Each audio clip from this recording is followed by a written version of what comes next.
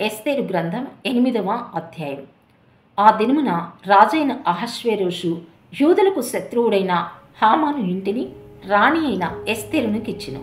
ఎస్తేరు Mordecai తనకు ఏమి కావలెనో రాజునకు తెలియచేసిన మీదట అతడు రాజు సన్నిధికి రాగా, రాజు హామాను చేతిలో నుండి తీసుకునిన తన ఉంగరమును మొర్దెకైకి ఇచ్చెను.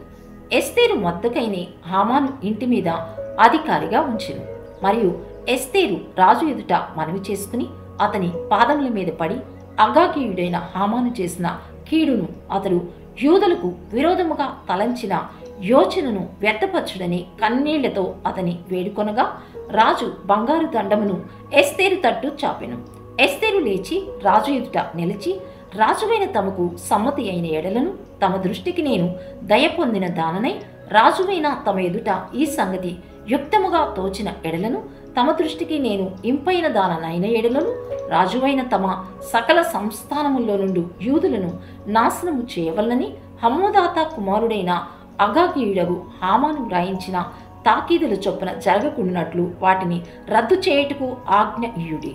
నా జనుల మీదకి రాబో కీడును, నా వంశం యొక్క నాశనమును చూచి నేను ఎలాగూ సహింపగలనని మనవి చేయగా, రాజైన అహష్వేరోషు రాణి అయిన ఎస్తేరునుకును యూదుడైన మొర్దెకైకిని ఇలాగూ సెలవిచ్చెను.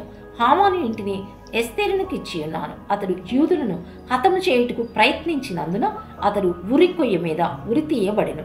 అయితే రాజు పేరిట వ్రాయబడి రాజు ఉంగరముతో ముద్రించబడిన తాకీదును ఏ మానవుడు మార్చజాలడు. కాగా మీకు ఇష్టమైనట్లు మీరు రాజునైన నా పేరిట యూదుల పక్షమున తాకీదు వ్రాయించి రాజు ఉంగరముతో దాన్ని ముద్రించుడి. సీవాను అను 3వ నెలలో 23వ దినమందు రాజు యొక్క వ్రాతగాండ్రు పిలువబడిరి. మొర్దెకై ఆజ్ఞాపించిన ప్రకారం అంతయు యూదులకును హిందూ దేశం మొదలుకుని కూష దేశం వరకు వ్యాపించి ఉన్న 127 సంస్థానముల్లోనున్న అధిపతులకును అధికారులకును ఆయా సంస్థానములకును దాని వాని వ్రాతని బట్టి దాని భాషను బట్టి తాకీదులు వ్రాయబడిను. రాజైన అహష్వేరోషు పేరిట తాకీదులు మొర్దెకై వ్రాయించి రాజు ఉంగరముతో ముద్రించి గుర్రముల మీద అనగా రాజనగరు పనికి పెంచబడిన బీజాస్వముల మీద అంచెగండనెక్కించి ఆ తాకీదులను వారి చేత పంపెను. రాజైన అహష్వేరోషు యొక్క సంస్థానములన్నిటిలో ఒక్క దినమందే అనగా అదారు అను 12వ నెల 13వ దినమందే ప్రతి పట్టణమునందుండు యూదులు కూడుకుని తమ ప్రాణములు కాపాడుకుంటూ ఆయా ప్రదేశముల నుండి తమకు విరోధులకు జనుల సైనికులందరినీ శిశువులను స్త్రీలను కూడా సంహరించి హతము చేసి నిర్మూలపరిచి వారి వస్తువులను కొల్లపెట్టుటకు రాజు యూదులకు సెలవిచ్చినని దాని యందు వ్రాయబడిను. మరియు ఈ తాకీదుకు ప్రతులు వ్రాయించి ఆయా సంస్థానముల్లోని జనులకందరికీ పంపించవలననియు యూదులు తమ శత్రువుల మీద పగ తీర్చుకుంటకు ఒకానొక దినమున సిద్ధముగా ఉండవలననియు ఆజ్ఞ ఇయ్యబడిను.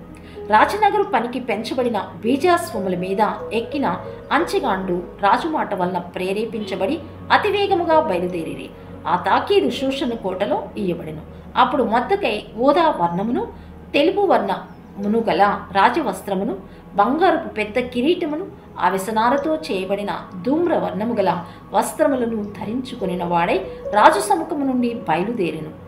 అందునిమిత్తం షూషన పట్టణం ఆనందించి సంతోషమొందెను.